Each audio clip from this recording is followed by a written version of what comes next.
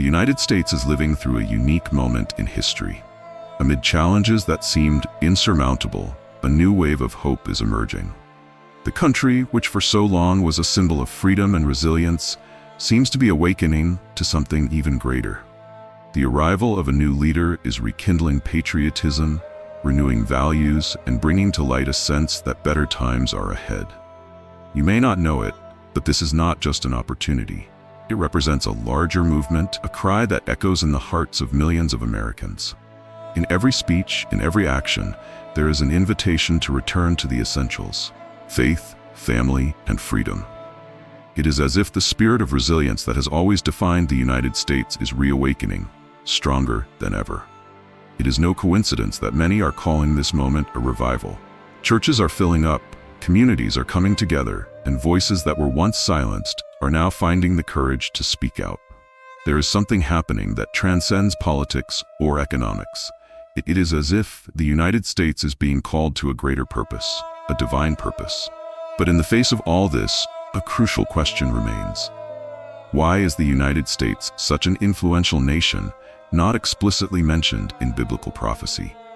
This question, which has puzzled theologians and scholars for centuries, becomes even more relevant at this time of transition and hope. Some believe that the United States may be integrated into a global system prophesied in Revelation. Others, however, see a different path. What if the country is being prepared for a special role in God's plan? The revival we are witnessing could be the beginning of something extraordinary. Looking back at history, it is easy to see that the times of greatest adversity have always preceded the greatest triumphs. From the world wars to the struggle for civil rights, Americans have always found the strength to overcome. And now, with renewed leadership and a people united, there is a sense that we are on the cusp of something great. That feeling is reinforced by faith. Texts like 2 Chronicles 7:14 remind us that when a people humble themselves, pray, and seek God, He hears from heaven and heals their land.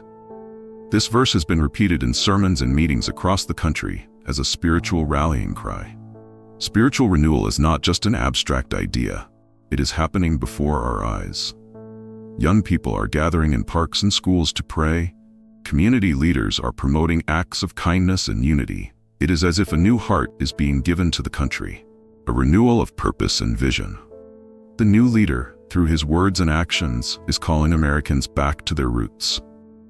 He speaks of the importance of faith, unity, and courage.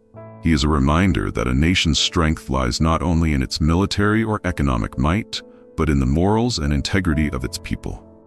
Scripture shows that God raises up leaders at key moments in history.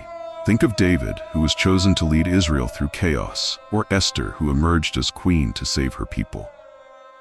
It may be that we are living in something similar now, a time when God is using leaders and citizens for a greater purpose.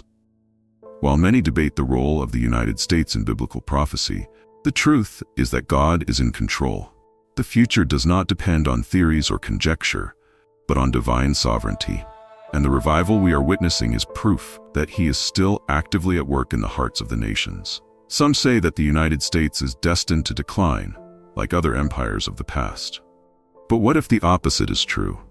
What if this moment is the beginning of a new era of influence, marked not by political or economic power, but by spiritual and moral leadership? The call is now for each individual. This is the time to act, to be part of this transformation. Whether through prayer, community service, or sharing the gospel, each person has a role to play in this national revival. The future of the United States may be uncertain, but God's plan never is. He continues to work, moving hearts, transforming lives, and calling nations to His purpose. What we are seeing today is a reminder that even in the midst of adversity, there is hope. What about you? What will be your role in this historic moment? This is the time to stand up, to make a difference, and to be part of something that goes far beyond the present. It is the time to live with faith, courage, and the certainty that the best is yet to come. If this moment of renewal and hope touched your heart, be sure to join this journey.